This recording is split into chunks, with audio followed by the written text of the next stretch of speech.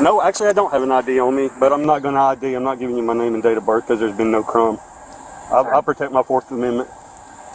The Fourth When Amendment at this cops point. ask about your gun, never say these words.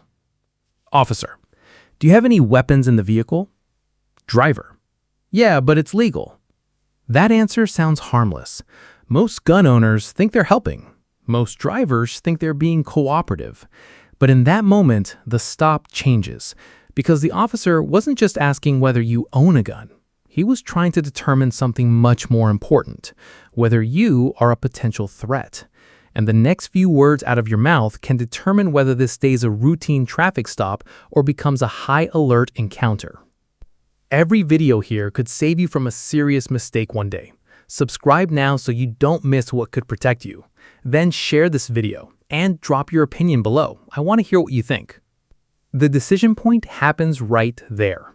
Not when the lights come on, not when he asks for your license, not when he writes the ticket.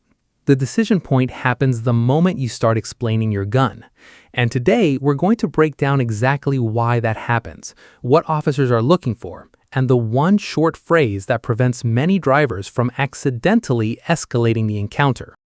Fired those shots, and he called it up and lied to y'all. We still go get his ID too. So what if I you're already got lying, it. you shot it in the ground, instead of you shooting at them? I wasn't. But that's burden of proof is on them. It's not burden of proof for me to prove I'm innocent, is it? That's why we're out Well, here. I'm We're just trying to making a figure out what's statement. going It's on. not. You got cameras on your eyeglasses too? Yeah. No, they just saw the little circles, and I didn't know if it was those. Those are The blenders. trap. The trap is not the gun. The trap is the conversation about the gun. Officer, do you have any weapons in the vehicle?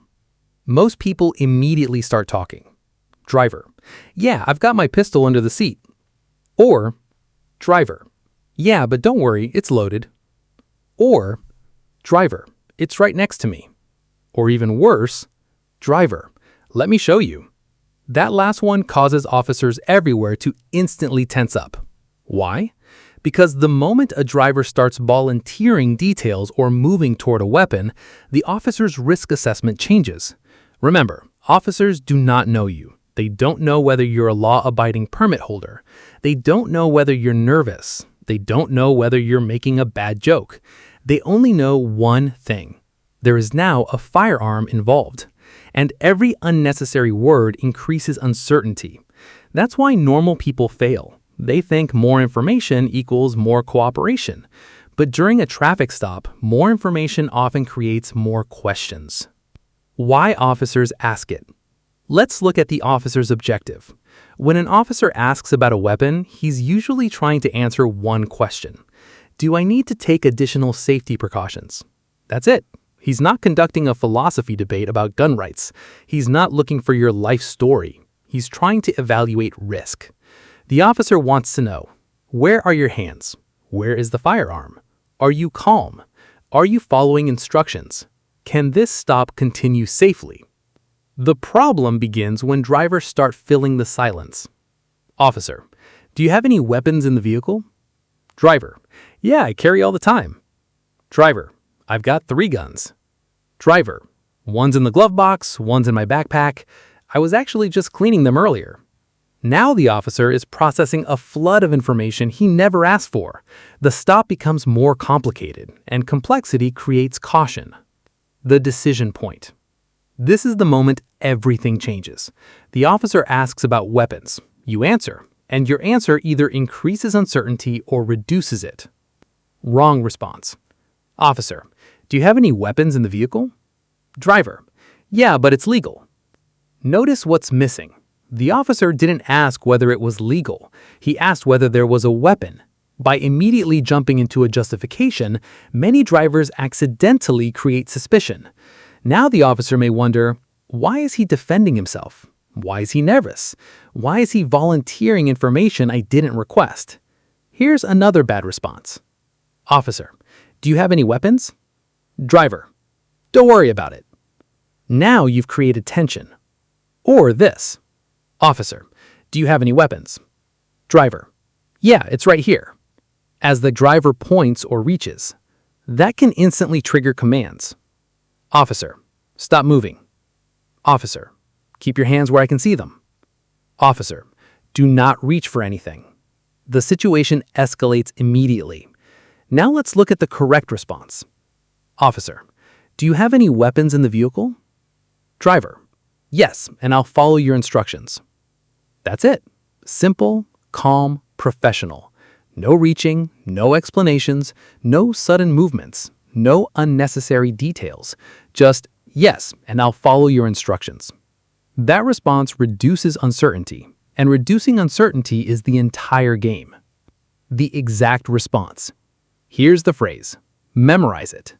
Yes, and I'll follow your instructions. 9 words. Easy to remember, easy to say, easy to understand. Again, yes, and I'll follow your instructions. Notice what it accomplishes. It confirms awareness. It signals cooperation. It reassures the officer. Most importantly, it shifts focus away from the gun and towards safe communication. When officers hear that phrase, they immediately know something important. This person understands that the next steps belong to the officer. What happens next? Now let's talk about what usually happens afterward. Many officers will ask follow-up questions. Officer, where is the firearm located? Driver, on my right hip. Or, in the center console. Nothing more, just answer the question asked, then stop talking. The officer may give instructions. Officer, keep your hands on the steering wheel. Driver, yes sir. Officer, don't reach for the firearm. Driver, understood. Officer, leave it where it is. Driver, okay. Notice the pattern. No debates, no speeches, no legal arguments, no unnecessary explanations. Some officers may become more cautious. That's normal. A firearm changes the safety calculations of a stop. Do not interpret caution as hostility. The officer's job is to manage uncertainty. Your job is to avoid creating more of it. Legally, firearm laws vary dramatically from state to state. Some states require disclosure, some do not. Some have permit requirements, others do not. That's why every responsible gun owner should understand the laws where they live and travel. But regardless of the jurisdiction, the practical reality remains the same. The safest encounters usually occur when communication is clear, movements are controlled, and nobody creates unnecessary uncertainty. The constitutional issues that sometimes arise during traffic stops are important, but they are not the decision point we're discussing today. The decision point is much simpler. It's the moment you choose between explaining the gun and calmly managing the interaction. One choice increases tension, the other reduces it. So let's put everything together. The trap isn't the gun. The trap is the conversation about the gun.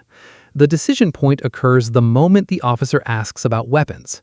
Most drivers start explaining. Some start defending themselves. Some start reaching. That's where encounters often become unnecessarily stressful. Instead, remember the phrase, yes, and I'll follow your instructions. Short, clear, professional. Then answer only the questions asked. Keep your hands visible. Avoid sudden movements. Let the encounter proceed one step at a time. Because the smartest drivers aren't the ones who talk the most.